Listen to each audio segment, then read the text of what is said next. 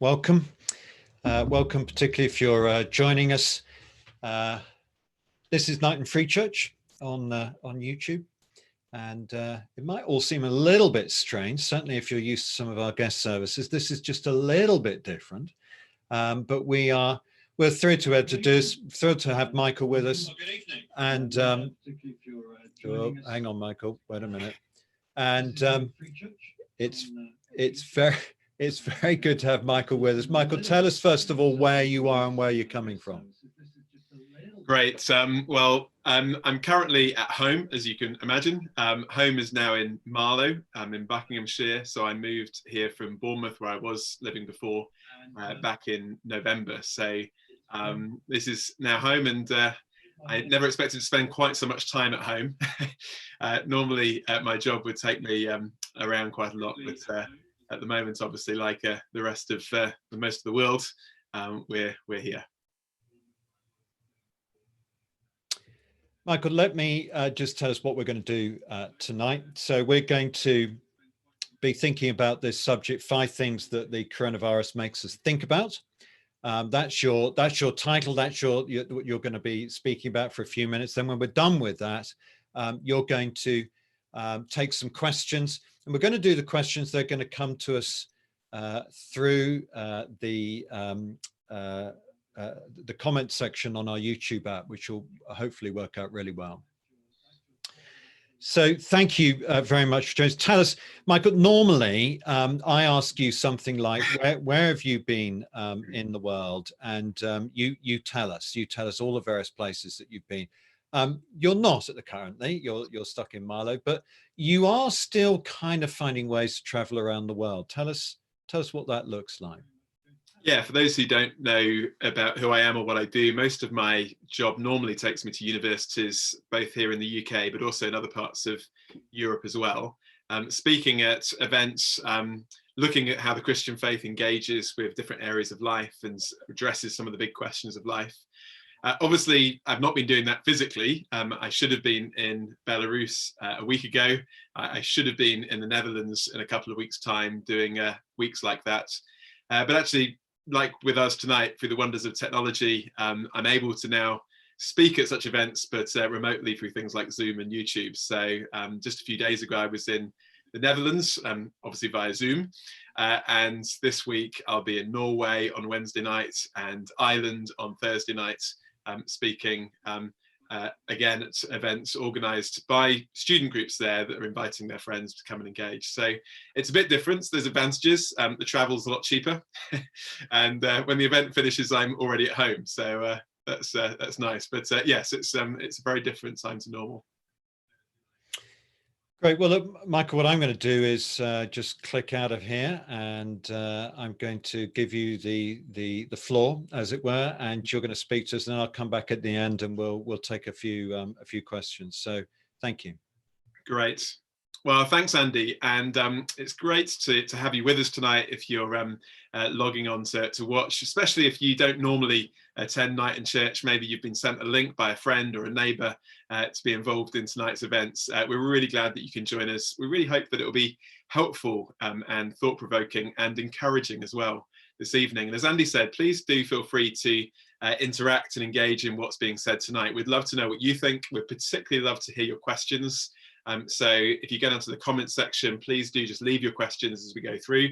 Andy will be compiling a number of those that we'll tackle at the end. So we'd love to know your thoughts. And although, of course, in some ways it might feel one way, we really want to hear what you say and what you think about it too.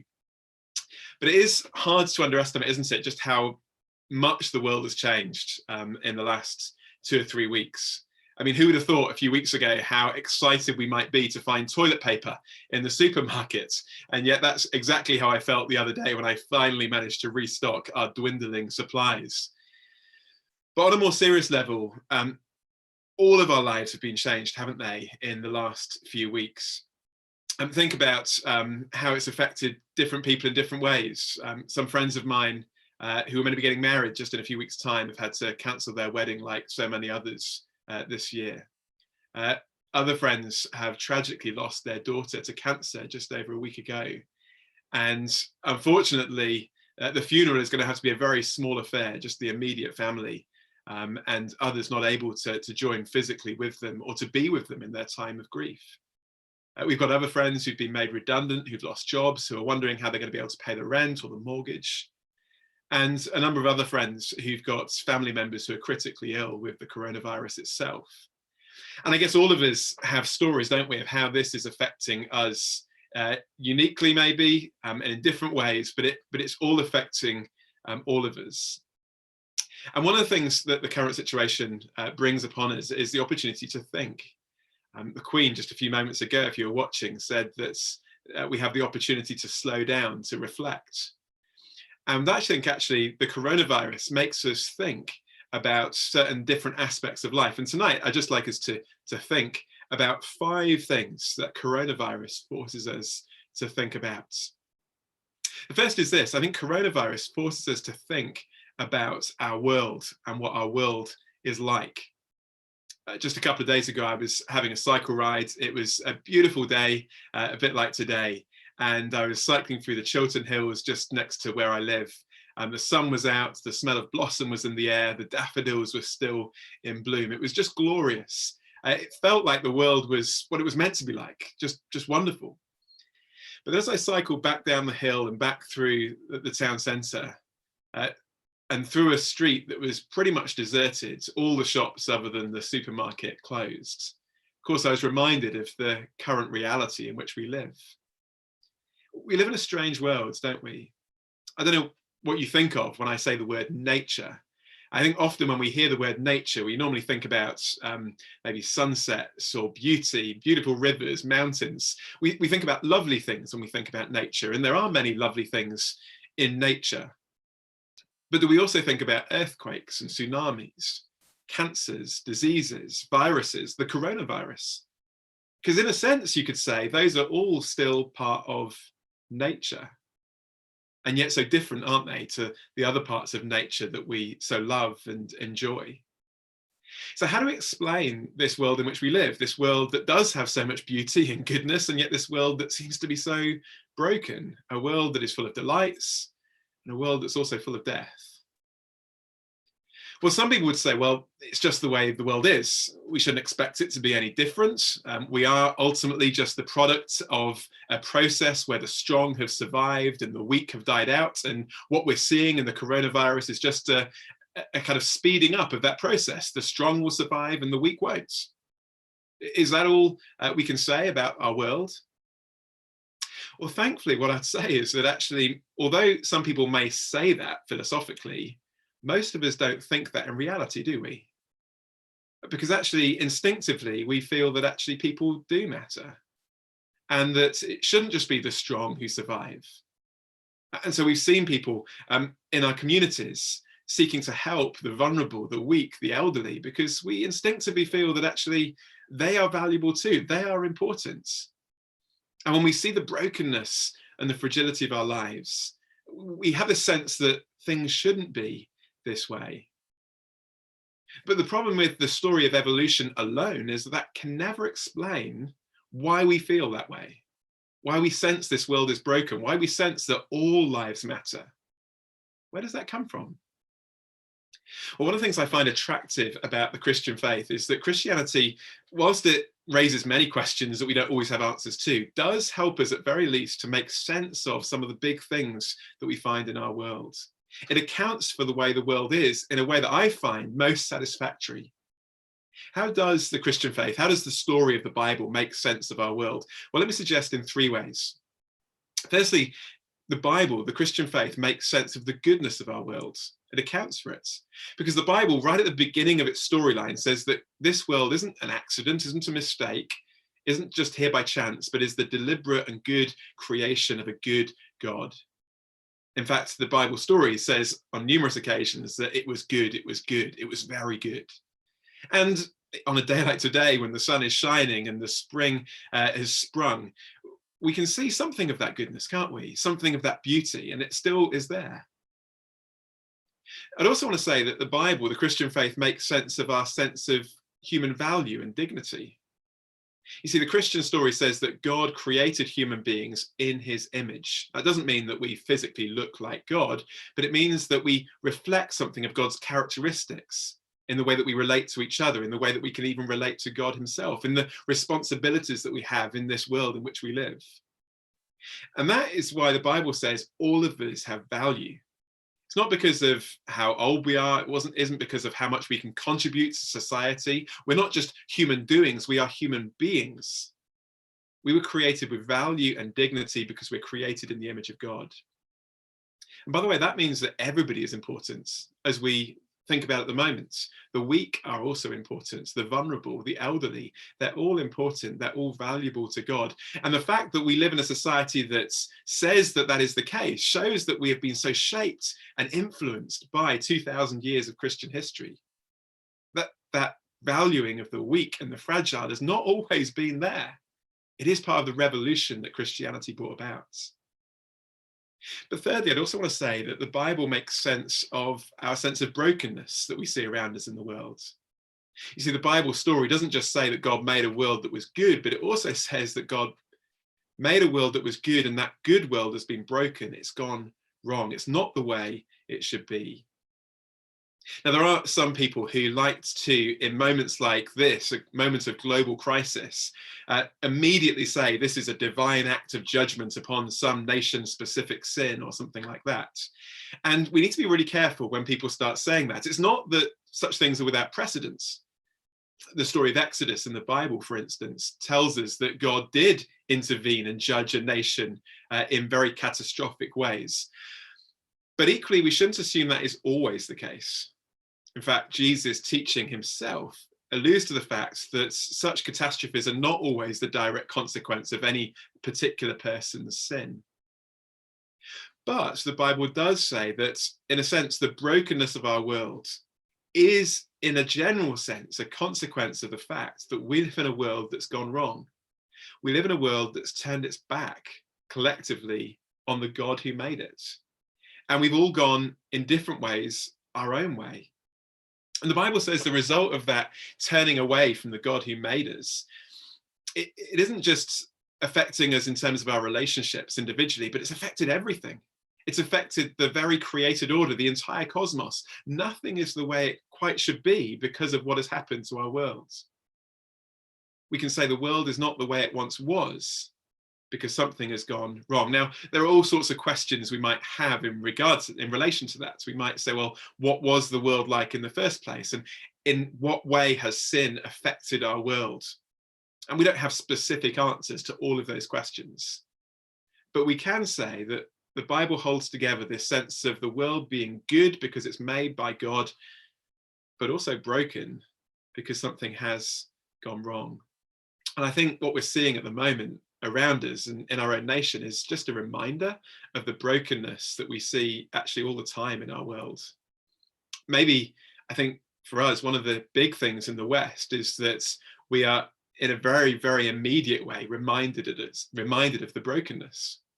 So often we can see famine, we can see war, we can see disease, but it's in another nation, another continent. It's detached from us. We see it at the end of a television. But now it's happening to us. Now it's happening to our nation. Now Europe becomes the epicenter of a global catastrophe, and we're reminded that actually this world is not the way it should be. Something has gone wrong.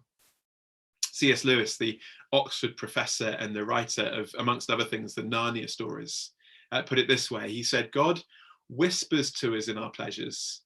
He speaks to us in our conscience, but he shouts at us in our pain. It's his megaphone to rouse a deaf world. And in a sense, the brokenness that we see in our world today is a reminder that something isn't right. Something has gone wrong. And it's a very big reminder, particularly for us, in a part of the world where actually we can be often immune or shielded from something of that brokenness. So that's the first thing I want to say. Coronavirus makes us think about the world in which we live. But the second thing I want to say is this, that coronavirus makes us think about human nature. What do I mean? Well, in the response to the current situation, we've seen an interesting phenomenon, haven't we? We've seen the best, and I'd also want to say the worst, of human nature. We've seen selflessness and we've seen selfishness.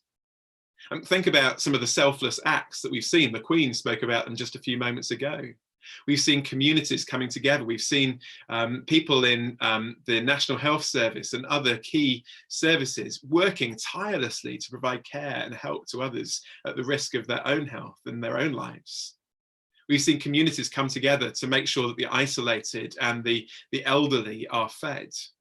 And we saw 500,000 people volunteer in one day to help our health service. We've seen incredible acts of selflessness, and that's wonderful, isn't it? And as the Queen said, we can be rightly proud of those things. But we've also seen another side to human nature, haven't we? We've seen selfishness. We've seen people stockpiling their toilet rolls and food, meaning that other people have struggled to get hold of essential supplies. We've seen some people deliberately going against government guidelines, endangering maybe not their own health because they feel that they're confident that they wouldn't die of the coronavirus, but potentially endangering the lives of others to whom they're spreading the disease. We thought this week, haven't we, about the possibility of domestic violence and the real danger that some people are in because they are isolated at home and home for them isn't safe.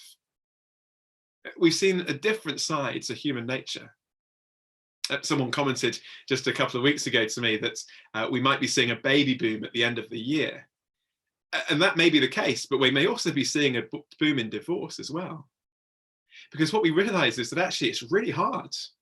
It's really hard to always be loving and selfless and maybe confined to homes, to being in contact with the same people day after day. We realize how hard it is to continue to love others in the way that they should be loved, to think about them more than we think about ourselves.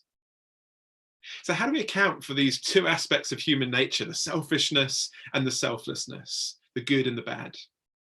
And again, I think the Christian faith and the story of the Bible helps us in some ways account for what we see around us and what we see in ourselves.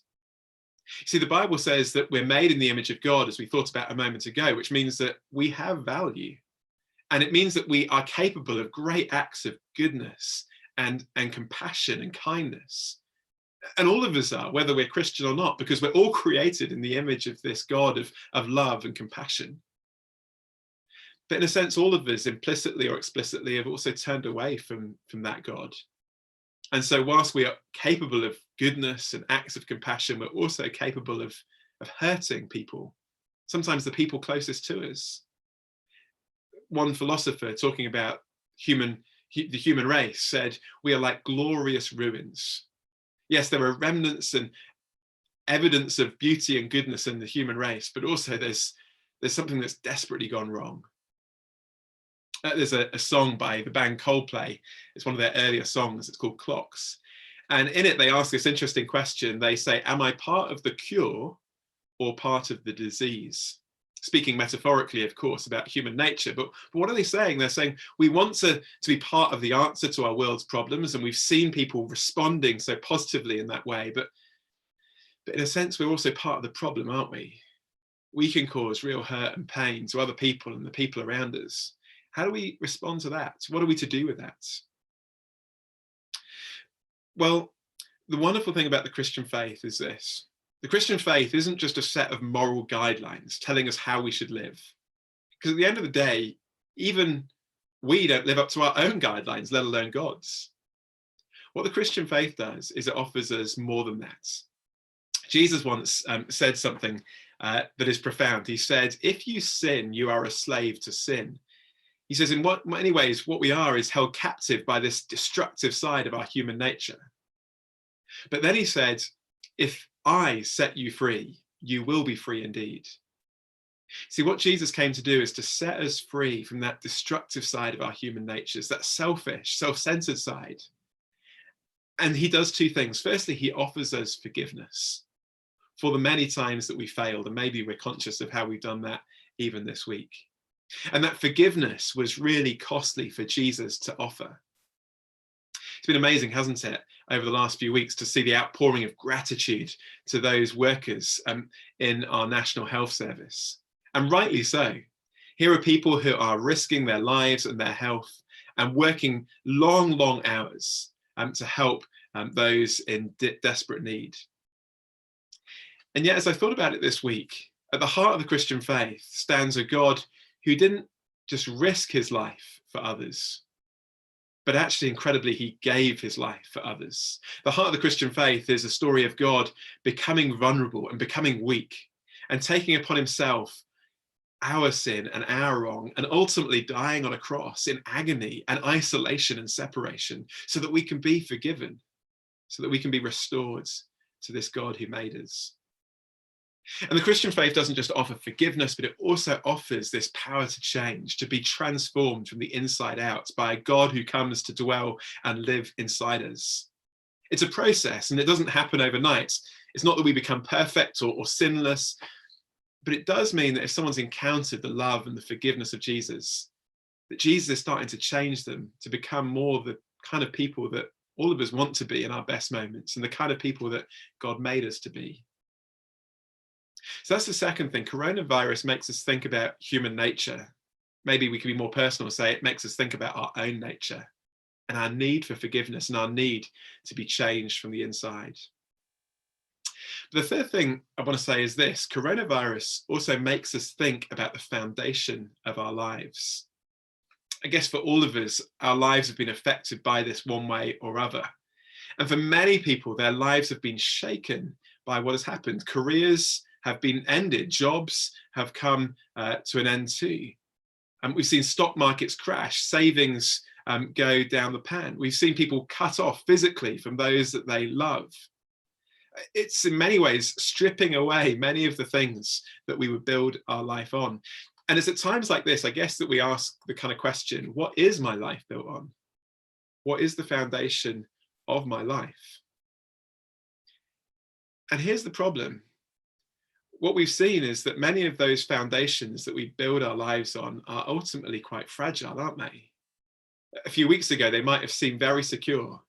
That job, that career, that future prospects, even our plans for the next few weeks, the places that we were going to go, the things that we were going to do. Suddenly, it's all stripped away, isn't it? And yet, in a sense, those foundations were always fragile. The coronavirus just shows us all how fragile they always were. I mean, build your life on a job or a career, and it may not end because of coronavirus, but there are plenty of other things that might bring it to an end. And ultimately, when our working life comes to an end, what is our life going to be built on then? Or think about our relationships. Wonderful as they are, even our closest relationships will be torn apart by death one day, if nothing else. I don't mean to sound utterly morbid, but all I'm saying is, when we build our lives on these things, we realize that actually we're vulnerable to circumstances. Now, as a Christian, I want to say this: those aspects of our lives are not unimportant. Our jobs are important, our careers are important, our relationships are important, and it's right that we get part of our sense of identity from those things. And that's why it's really hard when we can't do our jobs, when we are split away physically from those that we might love and be close to. But what Christianity does offer is a foundation that can ride out any crisis and can withstand any change in circumstance. You see, those who've come to experience the forgiveness of Jesus, those who have experienced the internal transformation that Jesus brings, can also experience a relationship with this God who made them restored. It's not about being invited into a religion of rules and rituals and regulations. It's about being invited into a relationship with a God who made you, to experience his love and his presence. One of the names of Jesus in the Bible is Emmanuel, which means God with us. And a Christian can say that actually, no matter what happens, no matter what circumstances comes their way, they can know that God is with them. There's no social distancing from God. He can be with us wherever we are, even when no one else can. And that can be real. There's a wonderful promise in the Bible that says nothing can separate us from the love of God. Nothing at all can separate us from his love. I wonder, have you ever experienced that wonderful sense that the God of the universe not only loves you, but he's with you, and he can be with you through your life, and he can be with you right now. That's what Jesus wants to offer to you. And also wonderfully, what I want to say is that when people come to know Jesus, they become part of a community of other people who know Jesus. Now, that's what the church is meant to be all about. Now, a lot of churches, well, all churches, of course, in the UK and many churches around the world are currently closed. Well, they're not. You see, the buildings might be closed, but they're still very, very active. And it's been wonderful to see Christian communities pulling together to support, to love, to care for each other and to care for those around them. You see, the church was never really originally meant to be about a building anyway. Christians didn't have buildings for the first few hundred years. We don't need to have a building. We don't need to be physically present to be able to exercise community. And again, we want to invite you to be part of that community and to experience what it is, not just to be loved by a God who's with you, but to be part of a community that loves you and looks out for you as well. But there's a fourth thing I want to say, and it's this. Coronavirus, it not only makes us think about our world, not only makes us think about human nature, it not only makes us think about the foundation of our lives, but the coronavirus also makes us think about death, doesn't it? It can't help but do that, really, can it? C.S. Lewis, writing in the Second World War, said something very interesting. I read it just a couple of weeks ago. He said, war doesn't increase the death rate. He said the death rate remains the same. It always has. It's always 100%. He said war doesn't change the death rate, but what war does is it makes some of those deaths happen sooner than they would have otherwise done. And it makes us think about death in a way that we don't normally. And I think we could say the same, couldn't we, about the coronavirus? The coronavirus isn't going to cause more people to die. All of us are going to die. But it does make us think about death. I mean, the reality is that this year in the UK, even without coronavirus, statistics say that 600,000 people would die. In our world, 58 million would die. But the problem is most of the time that happens and we don't think about it. It happens and it's not reported in the media. But now we live at a time when deaths are being reported every day. We have numbers on the news from our own country and other parts of the world, and they're tragic, aren't they? It reminds us of the fragility of life as we see ice rinks and churches filled with coffins. And it makes us think, how do we respond to death? And is death a dead end? Is death merely a full stop on the sentence of life? Or is death just a comma? Is there something more beyond it? But I guess the problem that we have with questions like that is, how do we know? How do we know what lies beyond death? Like, your guess is as good as mine, isn't it? We stand on this side of the door, wondering what might lie on the other side. How could we know for certain if there is something beyond, and if so, what it is? Back about 600 years ago, no one had ever been from Europe beyond the southern tip of Africa. Many people had tried, and all of them had failed, because right down just south of Cape Town at Cape Point, where the two oceans of the Atlantic and the Indian Oceans meet, is a very treacherous part of the sea. And so whenever anyone had tried to sail beyond this point, they'd become shipwrecked and many had lost their lives in the process. But in 1488, there was a Portuguese sailor called Bartolomeu Dias, and he did what no one else had done before his time. He sailed down the western coast of Africa, and then he went beyond this point, Cape Point, and he went all the way to the other side and back again. And as a result of what he did, they changed the name of that place. It used to be called the Cape of Storms, but nowadays we know it by a different name. You've probably heard of it, the Cape of Good Hope. Why? Because someone had gone beyond this place of unknown and had come back from the other side. And we kind of need someone to do that with death, don't we? We would need someone to be able to go through death and come back from the other side and to tell us what lies on the other side. And that's what precisely the Christian faith claims, that there is one person who has gone through death and has come back from the other side and can turn a place of storms into a place of hope. And of course, that person, the Bible claims, is Jesus. You see, the Christian story is not just about Jesus coming and living and dying, as we'll think about this Friday on Good Friday. But wonderfully, as we'll think about next Sunday, it's also about his resurrection from the dead. And that claim of the resurrection that Christianity makes is not just some wishful thinking, some nice story that we teach children at Easter time. It's actually rooted in real history, real historical evidence. And it's something that you could check out for yourself.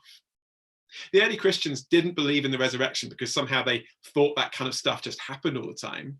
They knew just as well as we do that dead people stay dead. But they were confronted by something that so transformed their thinking that they were willing to go to their deaths making this claim that Jesus was alive. Now, many people will die for things that aren't true, but people don't die for things that they know aren't true. And if those first followers of Jesus who had been there at the tomb and then gone to investigate the empty tomb had just made this story up, if they hadn't really encountered Jesus risen from the dead, why on earth would they have propagated this myth at the risk and at the cost of their own lives? The resurrection tells us that death is not the end, that there is something that lies on the other side. And it means that Jesus doesn't just have the answer to death, it means that he is the answer to death. Coronavirus makes us think about death, and it should make us think about the one who said that he is the resurrection and the life, and that whoever believes in them, though they die, yet they will live. That's what Jesus said. But there's one final thing before we break and go to your questions, and that is this. I think the coronavirus also makes us think about our need for hope. What do I mean by that?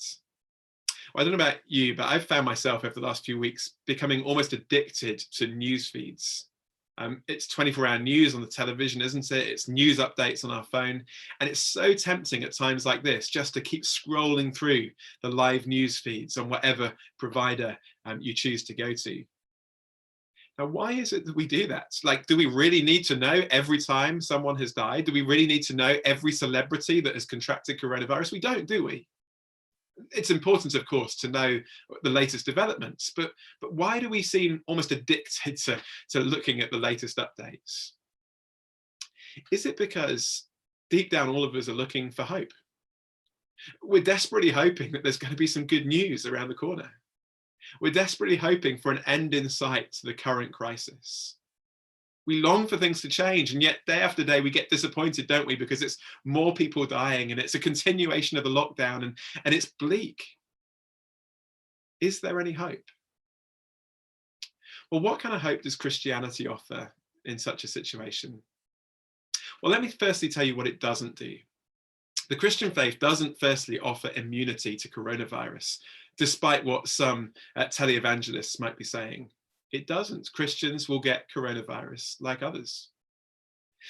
And secondly, Christianity doesn't promise that if you get the coronavirus, you'll be supernaturally healed. There is no guarantee that that will necessarily happen, and Christians will die of the coronavirus like everyone else. But what I want to say is this: the Christian hope in the face of the crisis that we see around us and the brokenness of our world, it is not less than those things, but it's more than those things. Now, what do I mean by that? Let me try and explain as we finish. There was a cartoon in one of the newspapers that I was reading recently, and it kind of made me chuckle.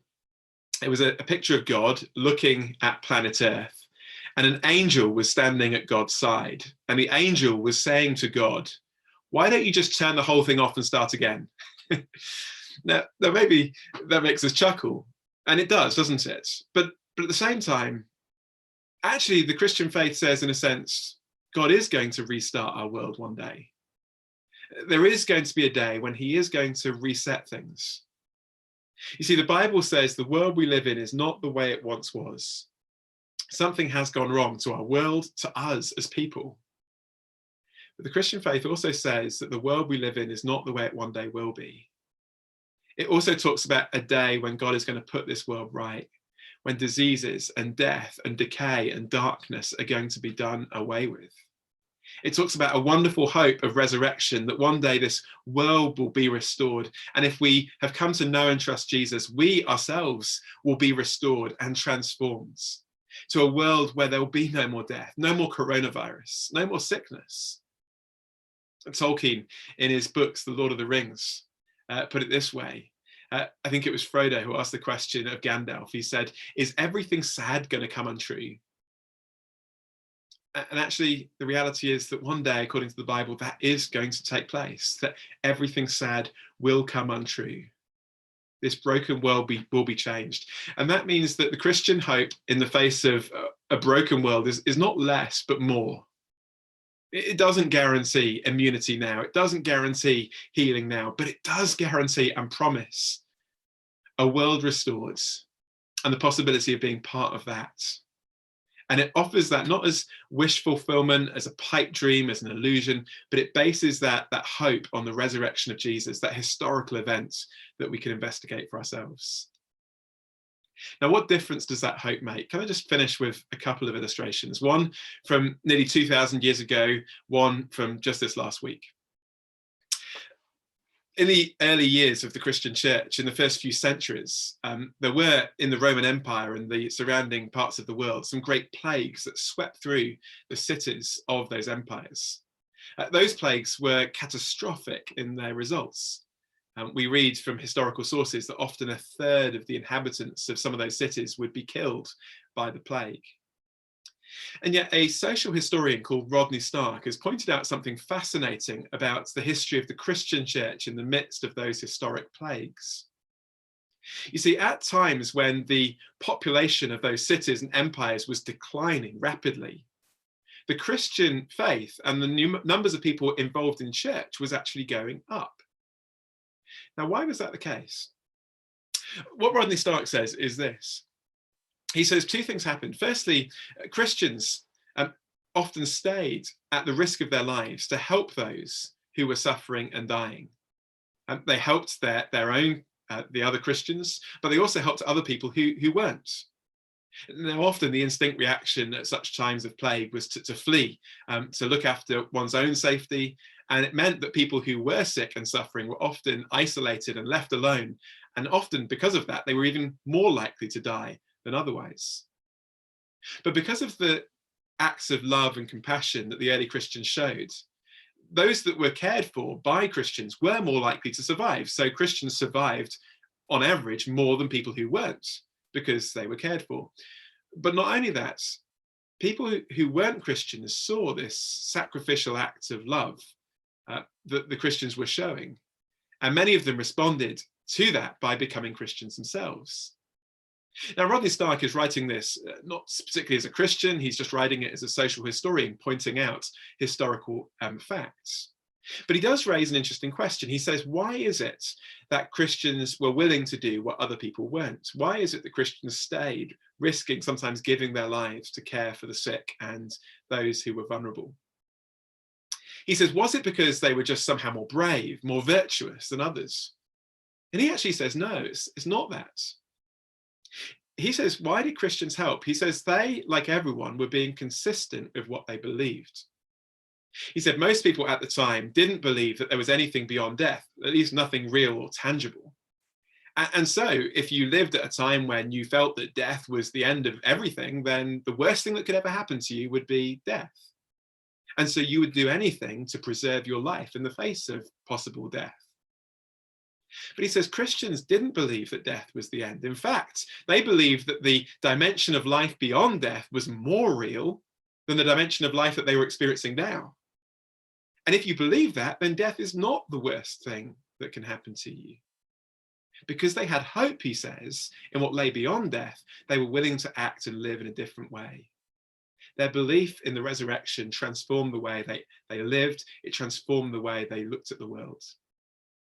Now, that's one example. Let me give you another example, which is more recent.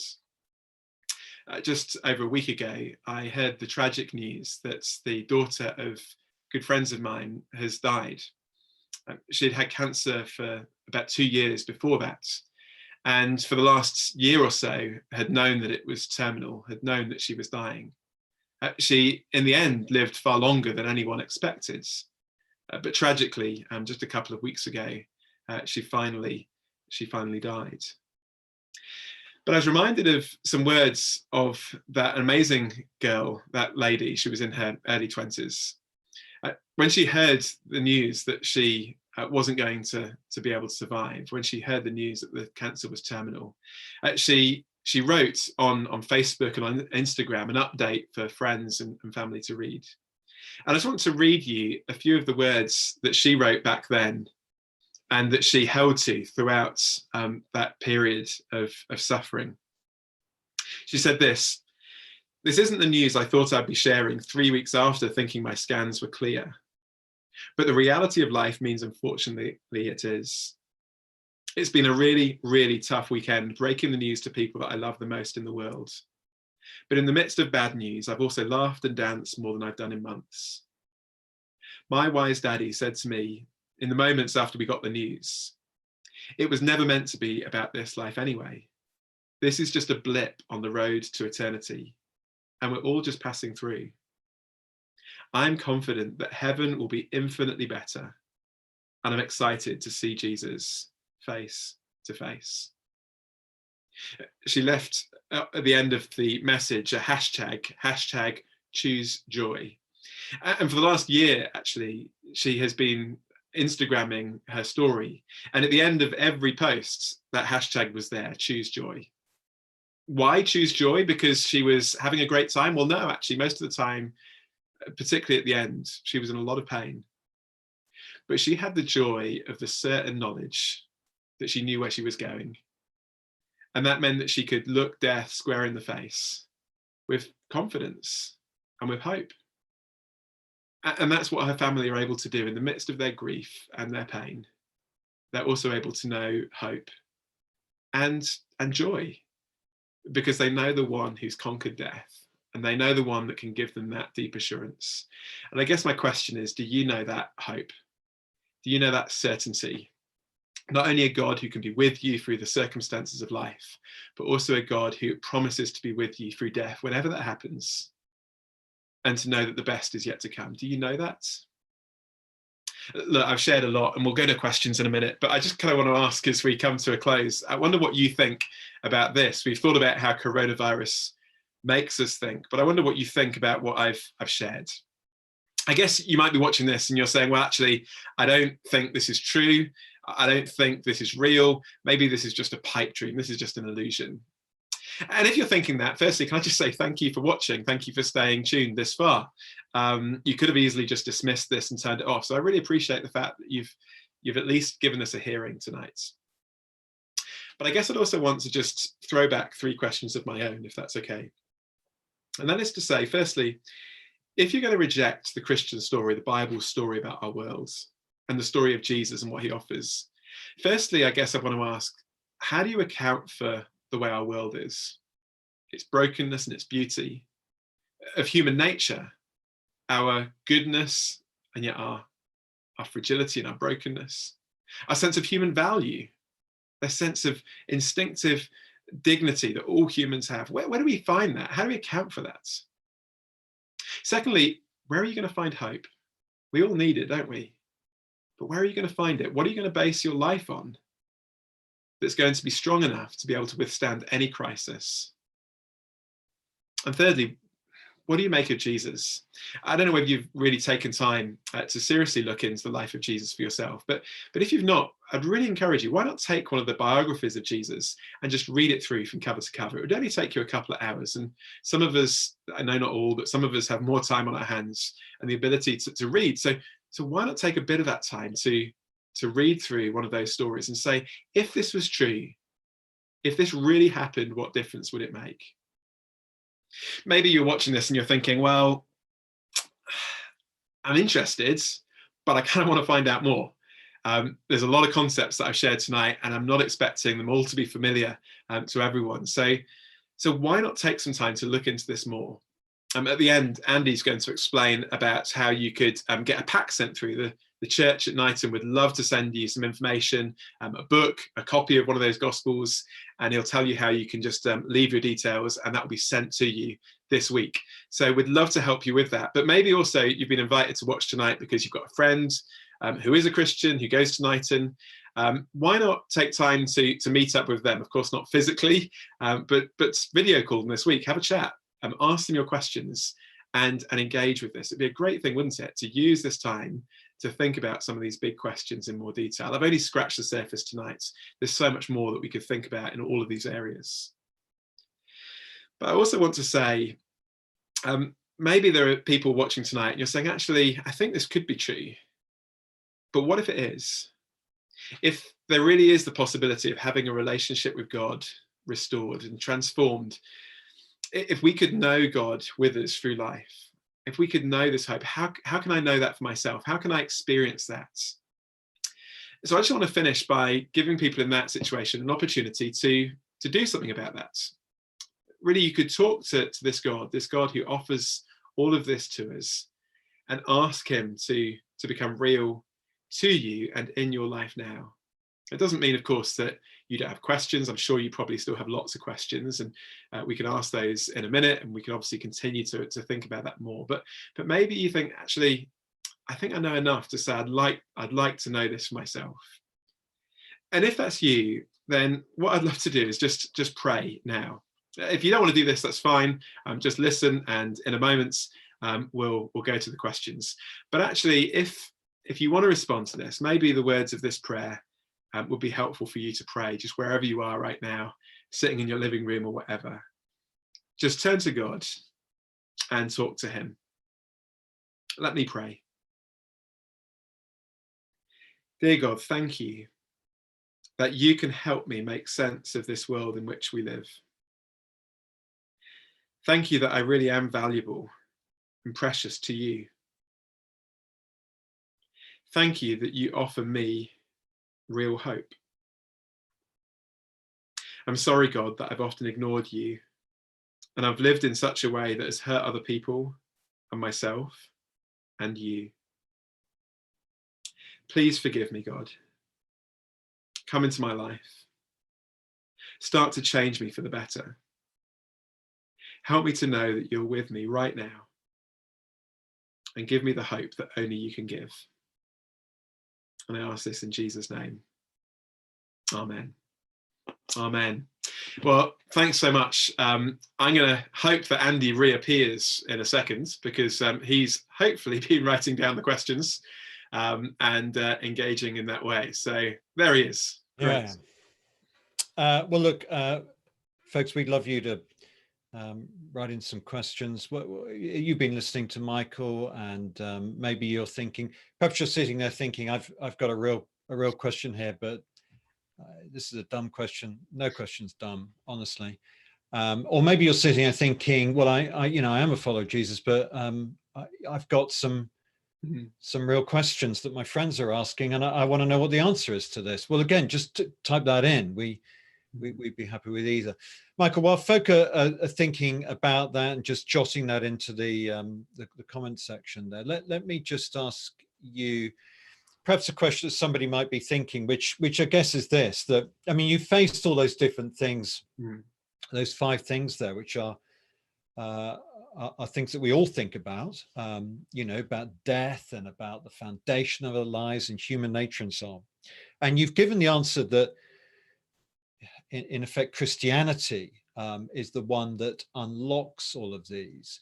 Supposing I'm sitting there thinking, well, that's nice for you, and I kind of get that, and that's fine. But I've got a different set of answers, and I find my answers in whatever, might be another religion.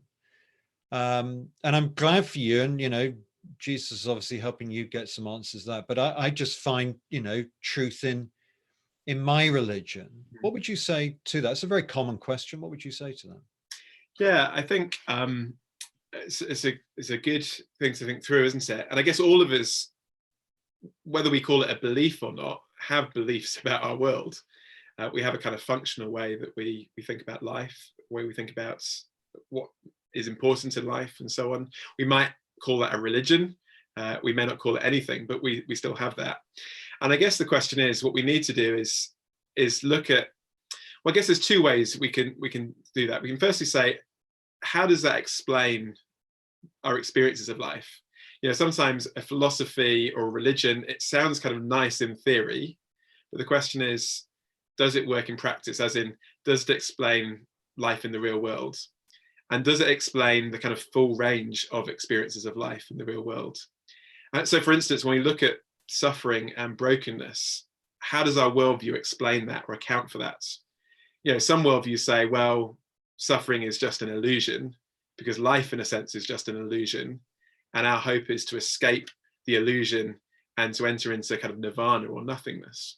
Now, that is an explanation, but I don't find that as satisfactory in my experience of life, to think that actually this world is just an illusion and my experiences of it are illusions that are caused by my desire. Because that somehow seems to ignore the fact there's also so much good and beauty and goodness in the world. Is that also just an illusion? Other worldviews may say, well, this is just all the will of God. God determines everything, and there is no space for kind of human freedom. So everything is deliberately and caused and directed by him in that way. And this world is just the way God wants it to be. And yet, in a sense, when I read the Bible, the story of God is different to that, because it says, actually, this isn't the way God wanted the world to be, and it's not the way it one day will be. There's something that's gone wrong with our world. So it's not that God is powerless, but actually he responds to this world differently. So we need to look at our religion or our worldview and say, how does it account for beauty? How does it account for brokenness? How does it account for what's good about humanity, what's bad about humanity? Those kind of questions about our experience. But I guess the other thing is, I want to say, are there any objective ways that we can know that our beliefs are true? And one of the problems with religion often is there's no objective or verifiable way that we could say this is true or not. It might sound nice to you, doesn't work for me, that kind of thing. It's quite subjective. The difference, I'd say, with the Christian faith is, because it's rooted not just in the life and death of Jesus, but in the life, death, and resurrection of Jesus, it means that it's rooted in historical events that's objective and invites our investigation. In other words, if Jesus rose from the dead, he did something that no other religious leader ever did, and no other religious leader claimed to do, conquering death, defeating it. And he also claimed something of himself that no other religious leader has done, that in him, God himself is walking, talking, breathing on planet Earth. Now, that might all be completely ridiculous. Maybe Jesus was making it up. Maybe he didn't rise from the dead. Well, we want to check it out though, wouldn't we? What I've found is, as I've started to look, or as I've increasingly looked throughout my life at the evidence for these claims, that it really does seem to stack up. And as I've subjected it to critical kind of investigation and questioning, it really stands up to that. And I'd say, in a way in which other religions can't be investigated because they're not based on something in that kind of objective historical sense. How do I know, for instance, that Buddha was enlightened? I might believe that he was or he wasn't, but there's not an objective way I could investigate whether he was. How do I know that Muhammad really received the words of Allah in a cave, as we now have the Quran? Well, I may believe it or I may not, but how would I investigate it objectively? But I think the claims that Christianity makes, because of the fact they're public, because of the fact that they're historical, they invite investigation, and it means that we can look into it. And if it's true, I want to say, hey, this stands head and shoulders above any other claim that's ever been made, any other belief system. But we want to invite you to investigate it. Yeah. So, I mean, you've kind of been touching on this, but I'll ask as our first questions here.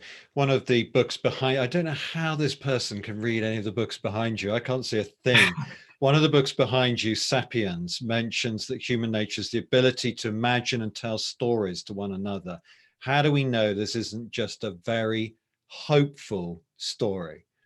Well, thank you. I'm now a bit worried that you've all been reading my bookshelf, so I'll pick my books behind me more carefully. I don't know what you've assessed about my personality by my books if you don't know me, but other than I might travel a lot, given that it's travel books up there. But yes, Sapiens is a very interesting book. In fact, I did deliberately put that there because I thought it was interesting. And actually, what Yuval Noah Harari does is he tells a fascinating story of our world from the perspective of someone who doesn't believe in God and believes ultimately in what we might call materialism, that everything can be explained in a material way. And one of the things actually I like about his book is that he's very, very consistent. Not utterly consistent. There are areas where I think he's being inconsistent, but more consistent than many people of his worldview are. And so, for instance, he says, why do we think that such a thing as human rights exists? Why do we believe in the equality of all human beings?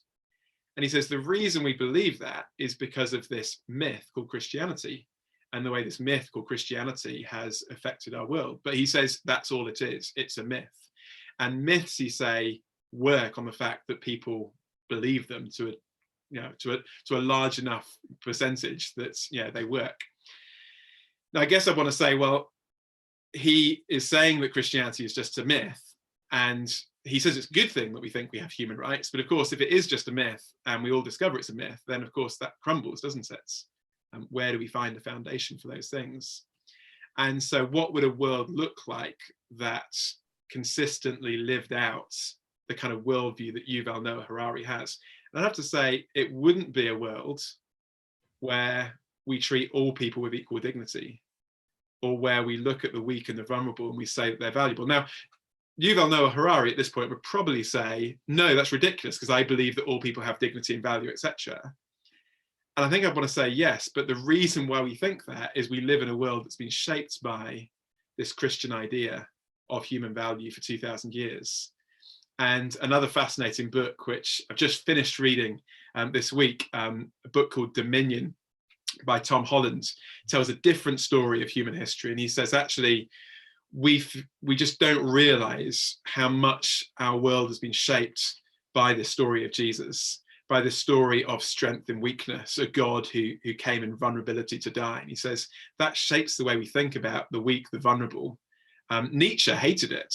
Nietzsche said, this Christian myth is horrible.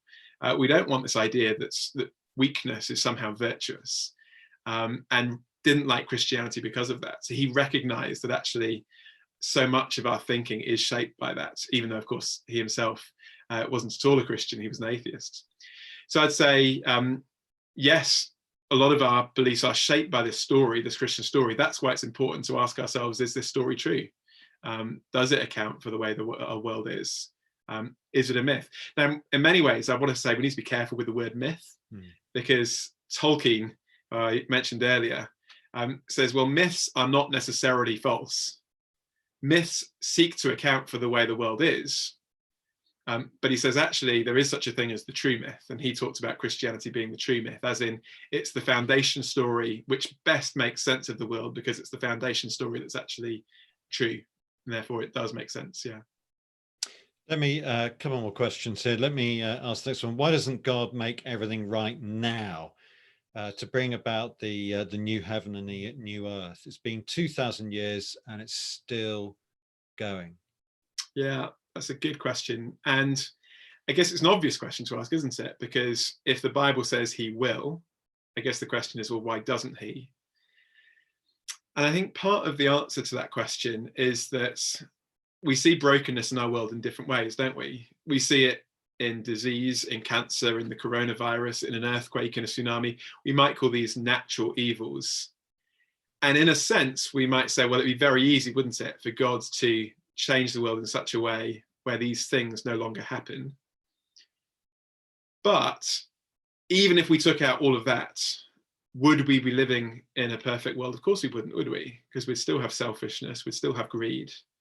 A lot of the problems we see around us in our country are not just caused by a disease, are they? They're caused by human nature. The domestic violence that is probably happening in people's homes, regardless of whether people have got this disease. And so actually, it's not just the physical world that needs to be changed. The Bible says it's the human heart that also needs to be changed. And in a sense, the Bible says those two things are linked together. So the brokenness of humanity at the beginning of the Bible story leads to a brokenness in the world. And the restoration of humanity in the future, the Bible says, is also going to lead to a restoration of this world. If you want to read a great bit of the Bible that talks about that, look up in the New Testament, Romans chapter 8, and the middle section there talks all about this amazing hope that we have and how one day this whole world is going to be set free.